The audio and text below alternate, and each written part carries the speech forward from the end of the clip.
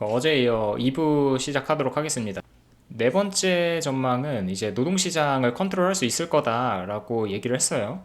노동수급이 타이트해질 건데 이 일을 컨트롤 가능하다라고 얘기한 거죠.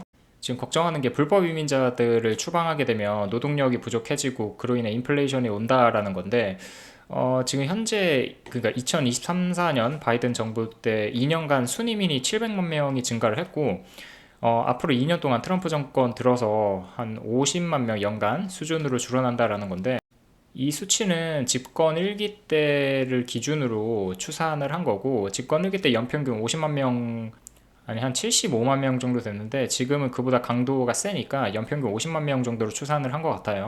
그래서 전임자 대비해서 확 줄어드는 건 맞지만 그로 인해서 노동시장이 부족해질 거라고 전망하는 것도 타당하지만 그리고 그에 따라 노동 공급이 줄어들고 인플레이션이 온다라는 논리도 예상 가능하고 타당한 시나리오임에도 불구하고 만약에 노동 공급이 과하게 줄어들게 되면 트럼프가 가만히 있지 않을 거거든요. 지금 현재 추세를 봤을 때 불법 이민자들은 매년 줄어들고 있거든요. 그러니까 이때까지 올라갔듯 하지만 다시 이렇게 줄어들고 있어요. 24년 들어서 이렇게 지금 추세가 줄어들고 있고 트럼프가 아까 50만 명이었으니까 이 정도 수치까지 계속 내려가겠죠. 그리고 역사적으로 봤을 때도 트럼프 정권 때 확 이렇게 줄어드는 거를 확인할 수 있잖아요. 그리고 바이든 때 늘어났다가 막판에 이렇게 줄어들었죠. 그리고 다시 트럼프 정권 들어서면서 이렇게 내려갈 거예요. 이민자들을 합법적으로 투입을 해서 노동시장이 타이트해진 거를 균형 맞출 거라고 예상을 하고 있습니다. 왜냐하면 지금 순이민 수치인데 순이민 수치가 매년 이렇게 늘어나고 있거든요. 순이민이라는 건 뭐냐면 이민자 들어오는 이민자 수가 나가는 이민자 수보다 많다라는 거예요. 그러니까 미국 입장에서는 그 저가로 그러니까 저임금의 노동력이 지속적으로 이렇게 늘어나고 있다라는 거고 매년 이제 이민 대기자 수가 이렇게 기하급수적으로 늘어나고 있거든요. 매년. 그러니까 지금 미국에 들어오고 싶어 하는 사람들의 수는 기하급수적으로 늘어나고 있어요. 그래서 이러한 대기자들을 활용할 것이다 라는 예상을 하고 있습니다. 이로 인해서 불법 이민자 수가 줄어들고 인플레이션이 올 것임에는 분명한 것으로 보이지만 그게 한 0.7% 인상 인플레이션에 영향을 줄 거라고 예상을 하고 있어요. 근데 이러한 것들이 인플레이션을 과하게 촉진을 하고 노동시장이 급격하게 줄어들게 되면 이러한 이민자들을 활용해서 노동시장 균형을 맞출 것이다 라고 평가를 하고 있습니다. 그 다섯 번째는 에너지 다미넌스인데요. 지금 트럼프가 그 이번 집권하면서 에너지 패권을 가져가겠다라고 천명을 했죠. 그래서 전통 에너지가 뜨고 친환경이 줄어들게 되는데 전통 에너지 같은 경우에는 그러니까 에너지 자립을 통해서 에너지 패권을 가져가겠다는 거고 석유랑 가스 생산 수출을 늘리고 에너지 주도권을 가져가겠다라는 거거든요. 외부에 대한 의존도를 낮춰서 그리고 본인들의 에너지를 EU 같은 곳에 지금 쓰지 않으면은 뭐 100% 관세를 매기겠다고 협박할 정도로 에너지 자립에 대한 그 의지가 높은데 국내 에너지 개발을 촉진하고 지금 알래스카도 지난 방송에서 제가 소개를 드렸지만 개발을 해서 가스 생산량을 늘리겠다라는 게 의도인데 이런 것들을 통해서 전통 에너지를 좀 키우겠다라는 입장이고 인센티브 친환경에 대한 인센티브 낮추고 해상 풍력에 대한 임대를 중단함으로써 친환경에 대한 산업을 좀 축소시키고자 하는 의도를 갖고 있는데 보시면 지금 석유화 같은 경우에 사실상 바이든 때 다 죽여놨거든요. 그러니까 21년도까지만 해도 어느 정도 있었는데 트럼프 정권 때 계속 이렇게 증가하는 추세였었죠. 근데 바이든 때 급격하게 이렇게 줄어들었어요. 대신 친환경이 올라갔죠.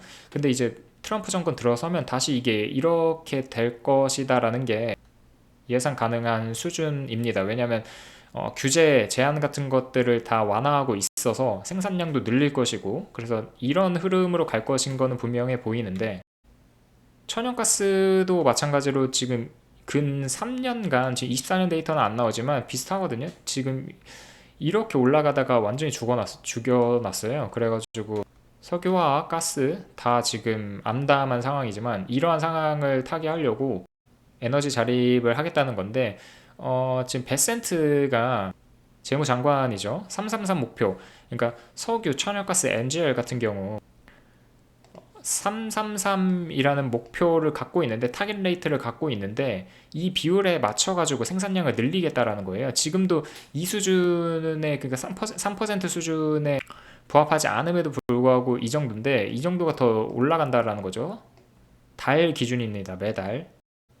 그걸 통해서 이제 자립이 가능하고 지금 에너지 인플레이션 같은 것들이 특히 전기세도 이렇게 이것도 역시 거의 뭐 기하급수적인 수준으로 이렇게 올라가고 있고 내구재 인플레이션도 지속해서 발생하고 있거든요. 이거는 이렇게 완화한다는 추세로 보는 데이터가 아니고 이 점마다 보셔야 돼요. 그러니까 이 상품들을 나타내는데 이 상품들이 다 이 정도 퍼센트를 차지하고 있다라는 거거든요. 47개 상품을 나타내는 거니까 이게 47개 품목이에요. 그러니까 높은 순으로 이렇게 나열한 거죠. 내림차순인 거고. 그러니까 이런 에너지 인플레이션 그 내구재 인플레이션이 계속 되는데 이런 베센트가 에너지 생산량을 늘림으로 인해서 이 에너지 인플레이션도 해결이 가능하다라고 예상을 하고 있습니다. 마지막으로는 도지 그 머스크를 투입을 해서 국내 이제 낭비되는 예산들을 줄이겠다라는 건데 도지는 사실 제 역할을 못할 것 같다라고 예상을 하고 있습니다. 왜냐면 지금 연방정부에서 고용 수준을 보면은 매년 이렇게 줄어들고 있는데 이 수준이 결코 높지 않거든요. 매년 줄어드는 수준이고 그리고 이 숫자도 높지 않기 때문에 여기서 얼마나 더 줄일 수 있겠냐라는 의구심이 가득한 거죠. 실질적으로 줄일 수 있는 부서는 지금 JP모건에서 예상하는 거는 이제 EPA라고 환경보호국 그리고 SEC 자주 들어봤죠. 증권거래위원회. 그 DOL은 노동부, 우리나라로 치면 노동부를 의미를 합니다. 이쪽에서 줄일 수 있는데 줄일 수 있는 인력이 채 1%도 안 돼요. 그러니까 1% 미만인 거죠. 그러니까 이런 고용 인력 줄이는 걸로는 정부 예산 절감하는데 크게 도움은 안 될 것이다 라고 하고 있고요. 바이든의 행정명령을 통해서 헬스케어 예산이랑 학생들 비탄감을 해주고 전기차 크레딧을 부여를 해왔는데 이런 행정명령들에 대한 폐지를 함으로써 연간 1,000억 달러 정도 절감이 가능할 걸로 예상을 하고 있습니다. 여기 보이시죠? 연간 줄어드는 양 10년이면은 이 정도가 되겠죠. 1조 달러가 되는 거예요. 그래서 이를 통해서는 예산 절감이 가능하다 라고 예상을 하고 있습니다. 노동 인력 줄이는 걸로는 불가능하고. 그래서 오늘의 결론은 2부의 결론은 첫 번째로 노동시장 불균형은 아이러니하게도 그러니까 불법 이민자로 인해 발생하는 노동시장 불균형은 아이러니하게도 이민자로 오히려 해결할 수 있을 것으로 보이고요. 두 번째는 베센트의 333 정책으로 에너지 자립과 인플레이션을 잡을 거라고 예상을 하고요. 그리고 도지, 마지막 버스크가 투입된 도지의 예산 절감안은 실패할 가능성이 높다라고 전망을 했습니다. 네, 그럼 1부에 이어서 2부 이렇게 맞춰보고요. 다음에 좋은 방송으로 찾아뵙도록 하겠습니다. 감사합니다.